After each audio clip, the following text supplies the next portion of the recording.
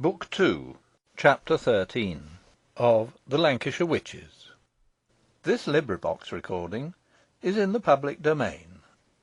Reading by Andy Minter. The Lancashire Witches, a Romance of Pendle Forest, by William Harrison Ainsworth. Book 2, Pendle Forest. Chapter 13 The Two Familiars. After seeing Richard depart on his perilous mission to Malkin Tower, Mistress Nutter retired to her own chamber, and held long and anxious self-communion. The course of her thoughts may be gathered from the terrible revelations made by Mother Demdike to Alizon. A prey to the most agonising emotions, it may be questioned if she could have endured greater torment if her heart had been consumed by living fire, as in the punishment assigned to the damned in the fabled halls of Eblis. For the first time remorse assailed her, and she felt compunction for the evil she had committed. The whole of her dark career passed in review before her. The long catalogue of her crimes unfolded itself like a scroll of flame, and at its foot were written in blazing characters the awful words, "Judgment and Condemnation."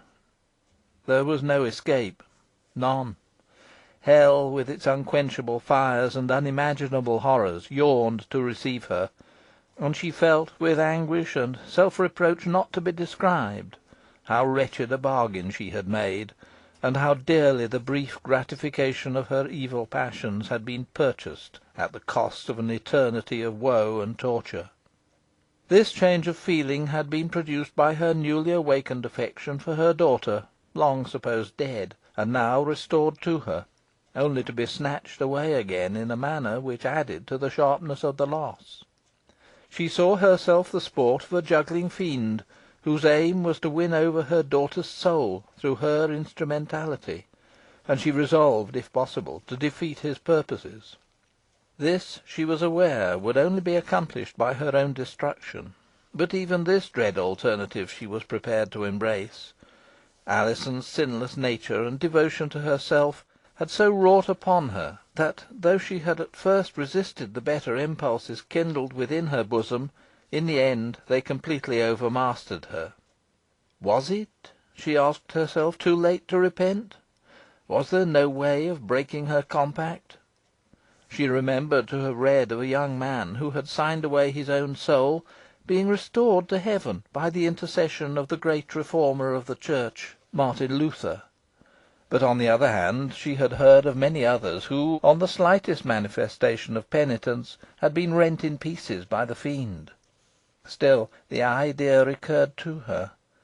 Might not her daughter, armed with perfect purity and holiness, with a soul free from stain as an unspotted mirror, might not she, who had avouched herself ready to risk all for her, for she had overheard her declaration to Richard, might not she be able to work out her salvation?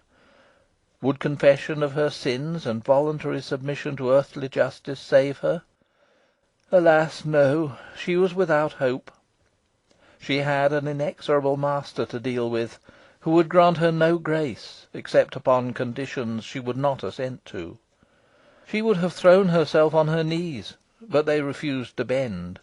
She would have prayed, but the words turned to blasphemies. She would have wept, but the fountains of tears were dry. The witch could never weep.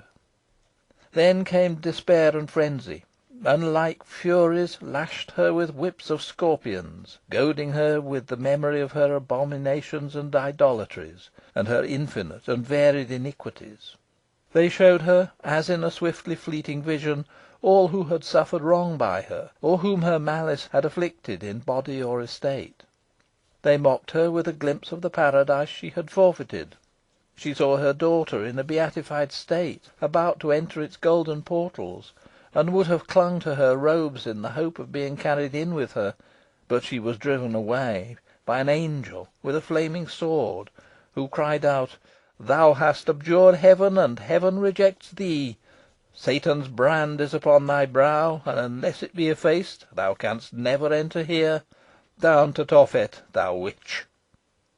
Then she implored her daughter to touch her brow with the tip of her finger, and as the latter was about to comply, a dark demoniacal shape suddenly rose, and, seizing her by the hair, plunged her down millions of miles, till she beheld a world of fire appear beneath her, consisting of a multitude of volcanoes, roaring and raging like furnaces, boiling over with red-hot lava, and casting forth huge burning stones. In each of these beds of fire thousands upon thousands of sufferers were writhing, and their groans and lamentations arose in one frightful incessant wail, too terrible for human hearing.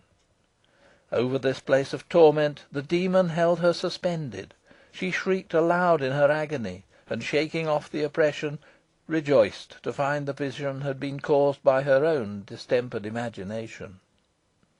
Meanwhile, the storm which had obstructed Richard as he climbed the hill had come on, though Mistress Nutter had not noticed it. But now a loud peal of thunder shook the room, and, rousing herself, she walked to the window. The sight she beheld increased her alarm. Heavy thunder clouds rested upon the hillside, and seemed ready to discharge their artillery upon the course which she knew must be taken by the young man. The chamber in which she stood, it has been said, was large and gloomy, with a wainscoting of dark oak.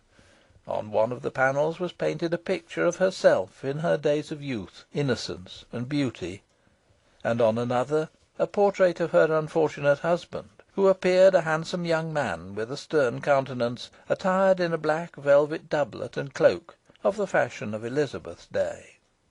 Between these paintings stood a carved oak bedstead, with a high tester and dark heavy drapery, opposite which was a wide window, occupying almost the whole length of the room, but darkened by thick bars and glass, crowded with armorial bearings, or otherwise deeply dyed.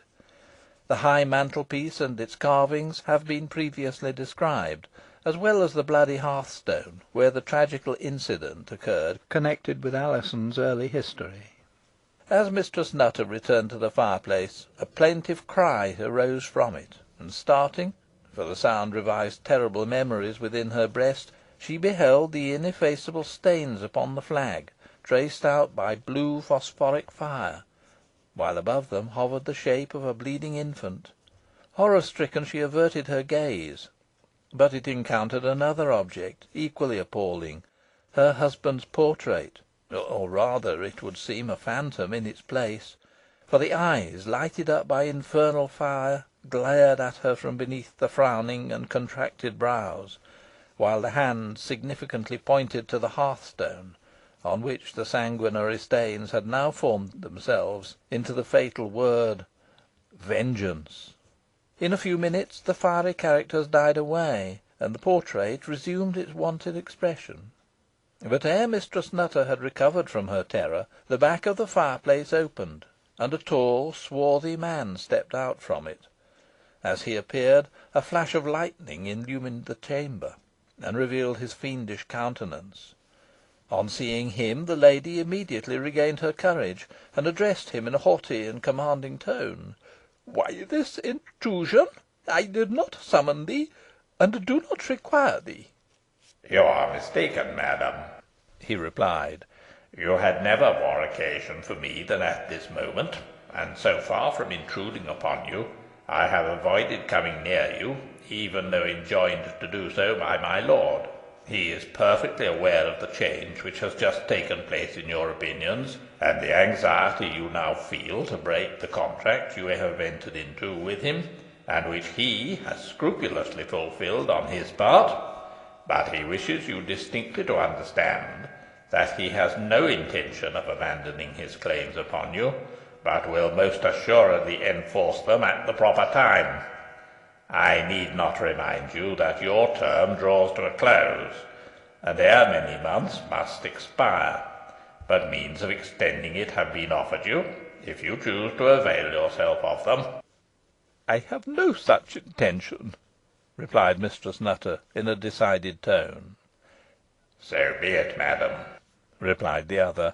"But you will not preserve your daughter, who is in the hands of a tried and faithful servant of my lord, and what you hesitate to do, that servant will perform, and so reap the benefit of the sacrifice." "Not so," rejoined Mistress Nutter. I say yea, retorted the familiar. Thou art my slave. I command thee to bring Alizon hither at once. The familiar shook his head. Thou refusest? cried Mistress Nutter, menacingly.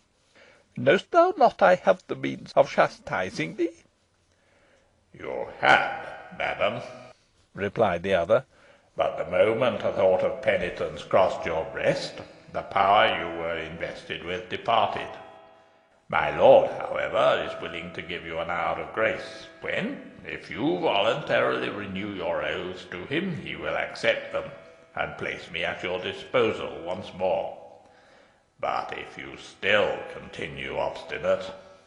He will abandon me, interrupted Mistress Nutter. I knew it. Fool that I was to trust one who from the beginning has been a deceiver. You have a short memory, and but a little gratitude, madam, and seem entirely to forget the important favour conferred upon you last night. At your solicitation, the boundaries of your property were changed, and large slips of land filched from another to be given to you. But if you fail in your duty, you cannot expect this to continue. The boundary marks will be set up in their old places, and the land restored to its rightful owner. I expected as much, observed Mistress Nutter disdainfully. Thus all our pains will be thrown away, pursued the familiar. And though you may make light of the labour, it is no easy task to change the face of a whole country, to turn streams from their course, move bogs, transplant trees, and shift houses, all of which has been done, and will now have to be undone because of your inconstancy. I myself have been obliged to act as many parts as a poor player to please you. And now you dismiss me at a moment's notice, as if I had played them indifferently, whereas the most fastidious audience would have been ravished by my performance. This morning I was the reeve of the forest, and as such obliged to assume the shape of a rascally attorney. I felt it a degradation, I assure you. Nor was I better pleased when you compelled me to put on the likeness of old Roger Nowell. For whatever you may think, I am not so entirely destitute of personal vanity as to prefer either of their figures to my own. However, I showed no disinclination to oblige you. You are strangely unreasonable today. Is it my lord's fault if your desire of vengeance expires in its fruition? If, when you have accomplished an object, you no longer care for it? You ask for revenge, for power. You have them, and cast them aside like childish baubles. The lord is an arch deceiver, rejoined Mistress Nutter, and cannot perform his promises. They are empty delusions, profitless, insubstantial as shadows. His power prevails not against anything holy, as I myself have just now experienced. His money turns to withered leaves, his treasures are dust and ashes. Strong only is he in the power of mischief, and even his mischief, like curses, recoils on those who use it. His vengeance is no true vengeance, for it troubles the conscience, and engenders remorse, whereas the servant of heaven heaps coals of fire on the head of his adversary by kindness, and satisfies his own heart. You should have thought of all this before you vowed yourself to him, said the familiar. It is too late to reflect now. Perchance not, rejoined Mistress Nutter. Beware! Thundered the demon, with a terrible gesture. Any overt act of disobedience, and your limbs shall be scattered over this chamber. If I do not dare thee to do it, it is not because I fear thee, replied Mistress Nutter, in no way dismayed by the threat. Thou canst not control my tongue. Thou speakest of the services rendered by thy lord, and I repeat they are like his promises, naught. Show me the witch he has enriched. Of what profit is her worship of this false deity? Of what avail the sacrifices she makes at his foul altars? It is ever the same spilling of blood, ever the same working of mischief. The wheels of crime roll on like the car of the Indian idol, crushing all before them. Doth thy master ever help his servants in their need? Doth he not ever abandon them when they are no longer useful, and can win him no more proselytes? Miserable servants! Miserable master! Look at the murtherous Demdike and the malignant Chattox, and examine the means whereby they have prolonged their baleful career. Enormities of all kinds committed, and all their families devoted to the Fiend, all wizards or witches. Look at them, I say. What profit to them in their long service? Are they rich? Are they in possession of unfading youth and beauty? Are they splendidly lodged? Have they all they desire? No. The one dwells in a solitary turret, and the other in a wretched hovel, and both are miserable creatures living only on the dole wrung by threats from terrified peasants, and capable of no gratification but such as results from practices of malice." "Is that nothing?" asked the familiar. "To them it is everything. They care neither for splendid mansions, nor for wealth, nor youth, nor beauty. If they did, they could have them all. They care only for the dread and mysterious power they possess, to be able to fascinate with a glance, to transfix by a gesture, to inflict strange ailments by a word, and to kill by a curse. This is the privilege they seek, and this privilege they enjoy." "And what is the end of it all?" demanded Mistress Nutter, sternly. "Ere long they will be unable to furnish victims to their insatiate master, who will then abandon them. Their bodies will go to the hangman, and their souls to endless bale." The familiar laughed, as if a good joke had been repeated to him, and rubbed his hands gleefully. "Very true," he said, "very true. You have stated the case exactly, madam. Such will certainly be the course of events. But what of that? The old hags will have enjoyed a long term, much longer than might have been anticipated. Mother Demdike, however, as I have intimated, will extend hers, and it is fortunate for her she is enabled to do so, as it would otherwise expire an hour after midnight, and could not be renewed." "Thou liest!" cried Mistress Nutter. "Liest like thy lord, who is the father of lies. My innocent child can never be offered up at his impious shrine. I have no fear for her. Neither he, nor Mother Demdike, nor any of the accursed sisterhood can harm her. Her goodness will cover her like armour, which no evil can penetrate. Let him wreak his vengeance, if he will, on me. Let him treat me as a slave who has cast off his yoke. Let him abridge the scanty time allotted to me, and bear me hence to his burning kingdom. But injure my child he cannot, shall not." "Go to Malkin Tower at midnight, and then thou wilt see," replied the familiar, with a mocking laugh. "I will go there, but it shall be to deliver her," rejoined Mistress Nutter. "And now get thee gone. I need thee no more." "Be not deceived, proud woman," said the familiar. "Once dismissed, I may not be recalled, whilst thou wilt be wholly unable to defend thyself against thine enemies." "I care not," she rejoined.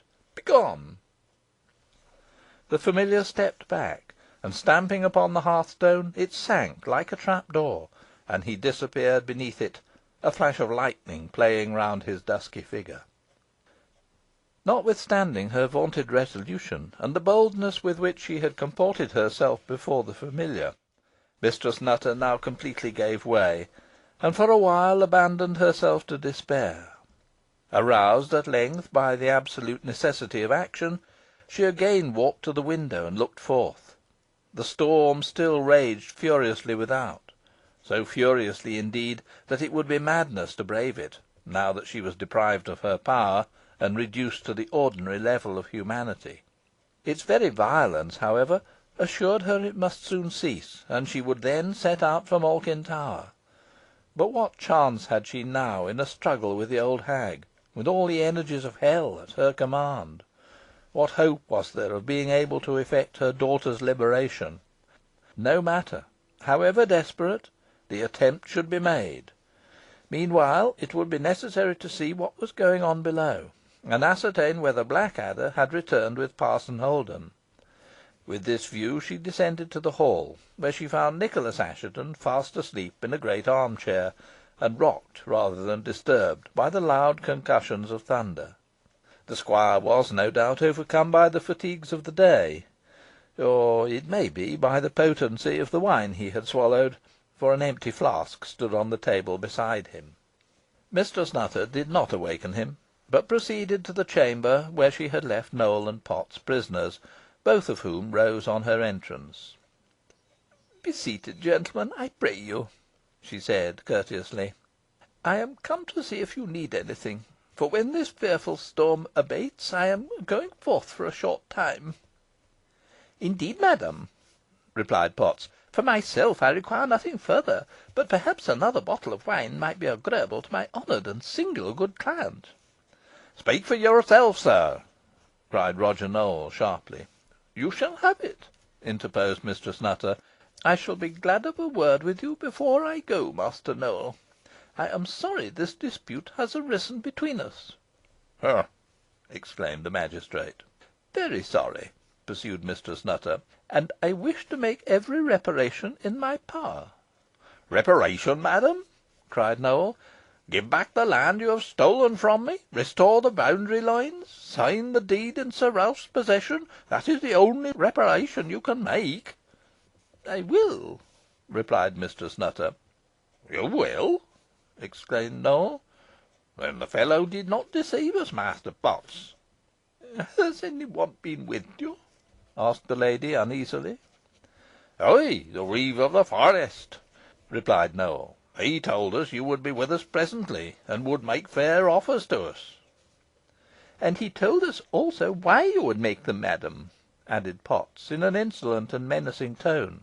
"He told us you would make a merit of doing what you could not help, that your power had gone from you, that your works of darkness would be destroyed, and that, in a word, you were abandoned by the devil, your master."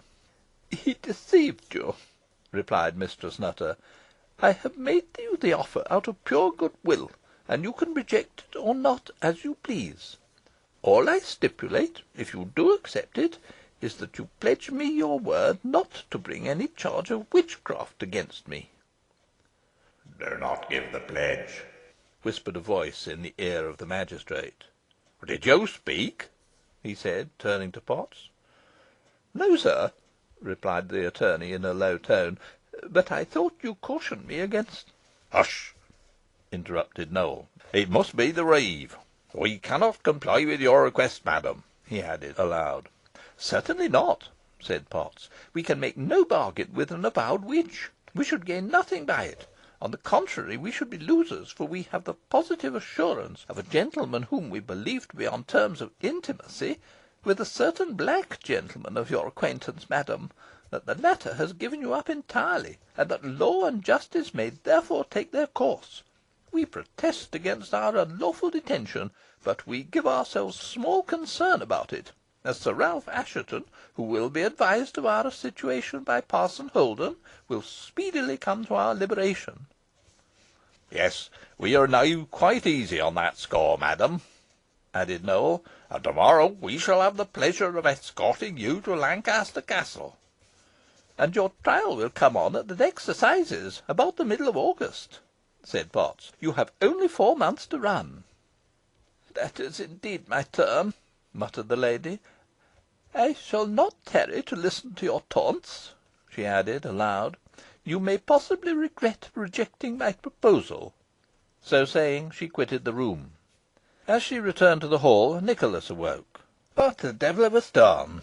he exclaimed, stretching himself and rubbing his eyes.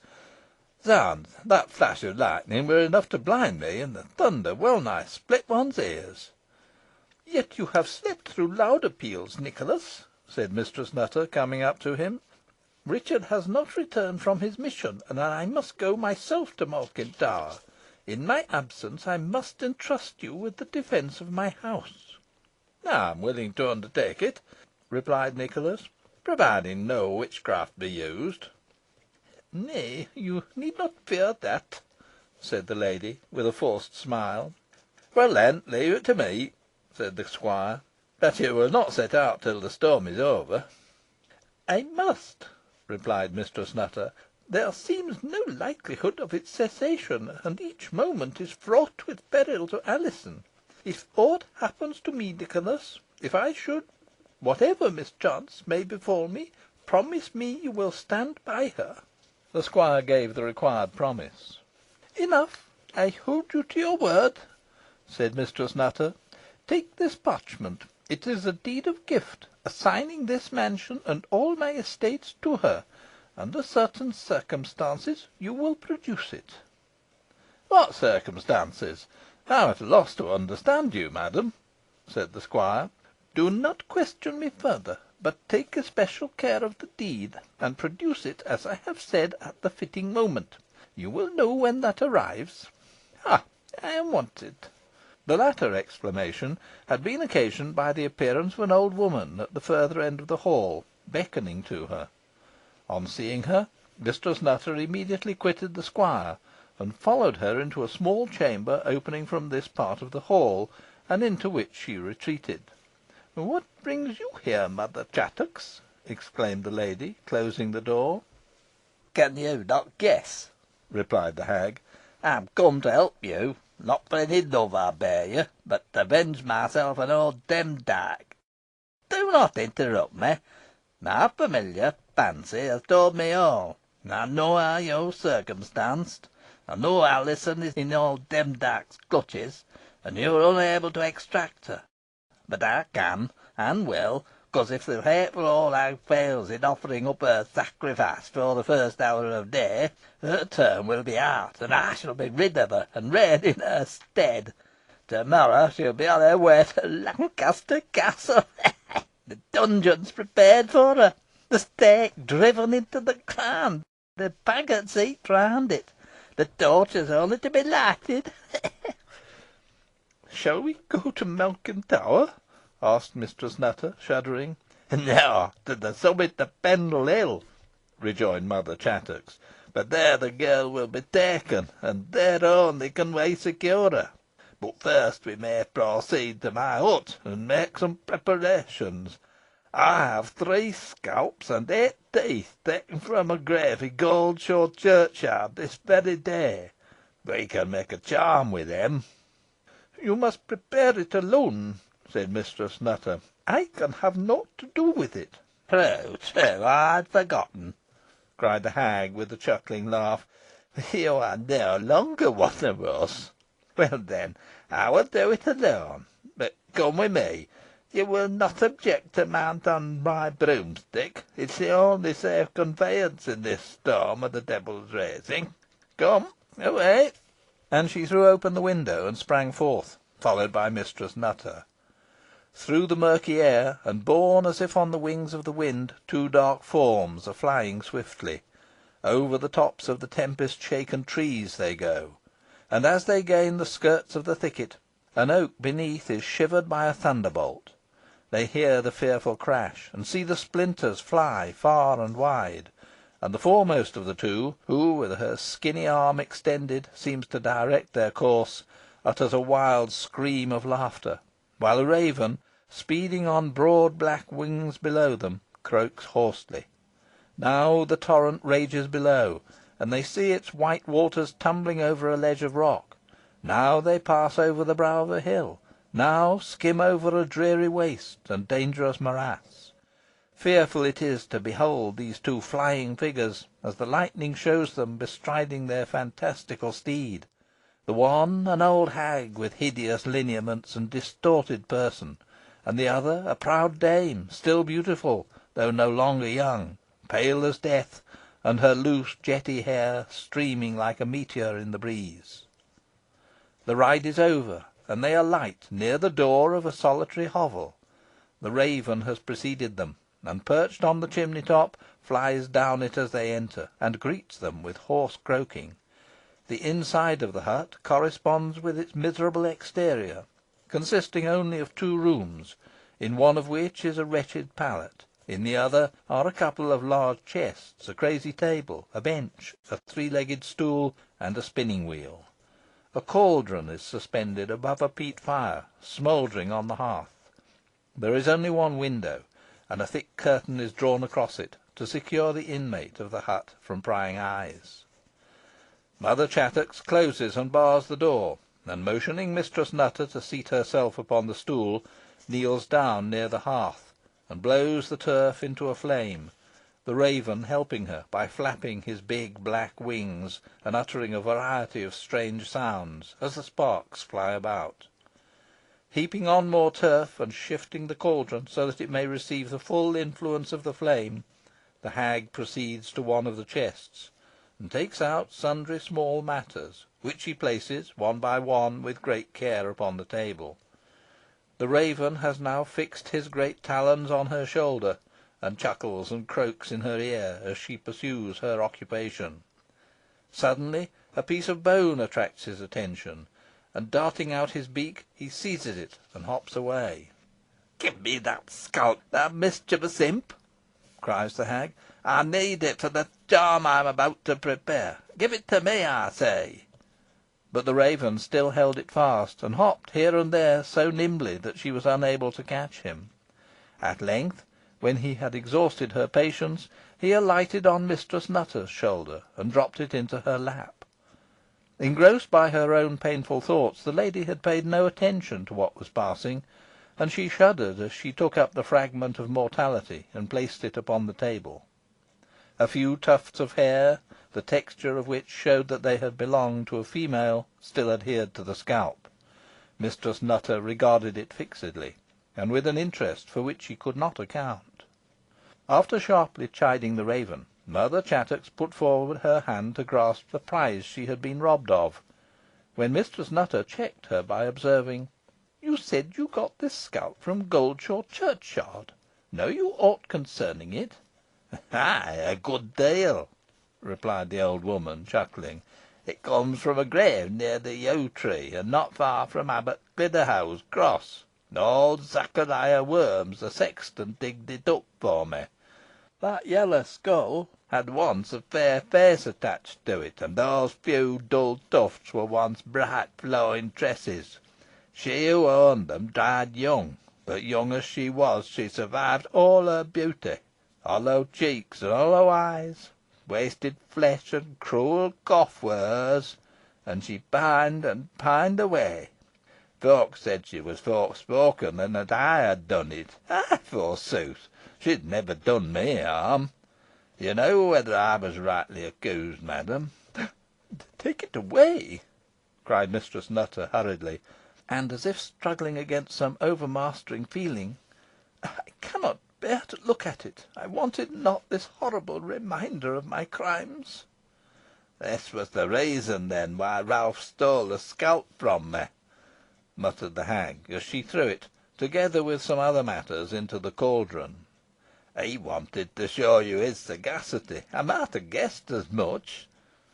"I will go into the other room while you make your preparations," said Mistress Nutter, rising. "The sight of them disturbs me. You can summon me when you are ready." "I will, madam," replied the old hag, "and you must control your impatience, for the spell requires time for its confection." Mistress Nutter made no reply, but walking into the inner room, closed the door, and threw herself upon the pallet. Here, despite her anxiety, sleep stole upon her, and though her dreams were troubled, she did not awake till Mother Chattox stood beside her. "Have I slept long?" she inquired. "More than 3 hours," replied the hag. 3 hours!" exclaimed Mistress Nutter. "Why did you not wake me before? You would have saved me from terrible dreams. We are not too late." "No, no," replied Mother Chattox. "There's plenty of time. Come in the other room. All is ready." As Mistress Nutter followed the old hag into the adjoining room, a strong odour, arising from a chafing dish, in which herbs, roots, and other ingredients were burning, assailed her, and, versed in all weird ceremonials, she knew that a powerful suffumigation had been made, though with what intent she had yet to learn. The scanty furniture had been cleared away, and a circle was described in the clay floor by skulls and bones, alternated by dried toads, adders, and other reptiles. In the midst of this magical circle the cauldron, which had been brought from the chimney, was placed, and the lid being removed, a thick vapour arose from it. Mistress Nutter looked around for the raven, but the bird was nowhere to be seen, nor did any other living thing appear to be present beside themselves. Taking the lady's hand, Mother Chattox drew her into the circle, and began to mutter a spell, after which, still maintaining her hold of her companion, she bade her look into the cauldron, and declare what she saw. "I see nothing," replied the lady, after she had gazed upon the bubbling waters for a few moments. "Ah, yes, I discern certain figures, but they are confused by the steam, and broken by the agitation of the water." "Cauldron, cease boiling, and smoke disperse," cried Mother Chattox, stamping her foot. "Now, can you see more plainly?" "I can," replied Mistress Nutter. "I behold the subterranean chamber beneath Malkin Tower, with its 9 ponderous columns, its altar in the midst of them, its demon image, and the well with waters black as Lethe beside it." "The water within the cauldron came from that well," said Mother Chattox, with a chuckling laugh. "My familiar risked his liberty to bring it, but he succeeded. My precious Fancy, thou art the best of servants, and shall have my best blood to reward thee to morrow." "Thou shalt, my sweetheart, my joke, my dandyprat. But hie thee back to Malkin Tower, and contrive that this lady may hear, as well as see, all that passes. Away!" Mistress Nutter concluded that the injunction would be obeyed, but as the familiar was invisible to her, she could not detect his departure. "Do you see no one within the dungeon?" inquired Mother Chattox. "Ah, yes!" exclaimed the lady. "I have at last discovered Alizon. She was behind one of the pillars. A little girl is with her. It is Jennet Device, and from the spiteful looks of the latter, I judge she is mocking her. Oh, what malice lurks in the breast of that hateful child! She is a true descendant of Mother Demdike. But Alizon, sweet, patient Alizon, she seems to bear all her taunts with a meekness and resignation enough to move the hardest heart. I would weep for her if I could. And now Jennet shakes her hand at her and leaves her. She is alone. What will she do now? Has she no thoughts of escape? Ah, yes, she looks about her distractedly, runs round the vault, tries the door of every cell. They are all bolted and barred. There is no outlet none." "What next?" inquired the hag. "She shrieks aloud," rejoined Mistress Nutter, "and the cry thrills through every fibre in my frame. She calls upon me for aid upon me, her mother, and little thinks I hear her, and am unable to help her. Oh, it is horrible! Take me to her, good Chattox. Take me to her, I implore you." "Impossible," replied the hag. "You must await the fitting time. If you cannot control yourself, I shall remove the cauldron." "Oh, no, no!" cried the distracted lady. I will be calm. Ah, what is this I see?" she added, belying her former words by sudden vehemence, while rage and astonishment were depicted upon her countenance. "This is monstrous, intolerable. Oh, that I could undeceive her, could warn her of the snare!" "What is the nature of the delusion?" asked Mother Chattox, with some curiosity. "I am so blind I cannot see the figures on the water." "It is an evil spirit in my likeness," replied Mistress Nutter. "In your likeness!" exclaimed the hag. "A cunning device, and worthy of old Demdike. "I can scarce bear to look on," cried Mistress Nutter. "But I must, though it tears my heart in pieces to witness such cruelty. The poor girl has rushed to her false parent. has thrown her arms around her, and is weeping on her shoulder. Oh, it is a maddening sight!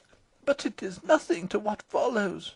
The temptress, with the subtlety of the old serpent, is pouring lies into her ear, telling her they both are captives, and both will perish unless she consents to purchase their deliverance at the price of her soul, and she offers her a bond to sign, such a bond as, alas, thou and I, Chattox, have signed. But Alizon rejects it with horror, and gazes at her false mother as if she suspected the delusion. But the temptress is not to be beaten thus. She renews her entreaties, casts herself on the ground, and clasps my child's knees in humblest supplication. Oh, that Alizon would place her foot upon her neck and crush her! But it is not so, the good act. She raises her, and tells her she would willingly die for her, but her soul was given to her by her Creator, and must be returned to him. Oh, that I had thought of this!" "And what answer makes the spirit?" asked the witch. "It laughs derisively," replied Mistress Nutter, "and proceeds to use all those sophistical arguments which we have so often heard, to pervert her mind and overthrow her principles. But Alizon is proof against them all. Religion and virtue support her, and make her more than a match for her opponent. Equally vain are the spirit's attempts to seduce her by the offer of a life of sinful enjoyment. She rejects it with angry scorn. Failing in argument and entreaty, the spirit now endeavours to work upon her fears, and paints in appalling colours the tortures she will have to endure, contrasting them with the delight she is voluntarily abandoning, with the lover she might espouse, with the high worldly position she might fill." "What are worldly joys and honours compared with those of heaven?" exclaims Alizon. "I would not exchange them. The spirit, then, in a vision, shows her her lover, Richard, and asks her if she can resist his entreaties.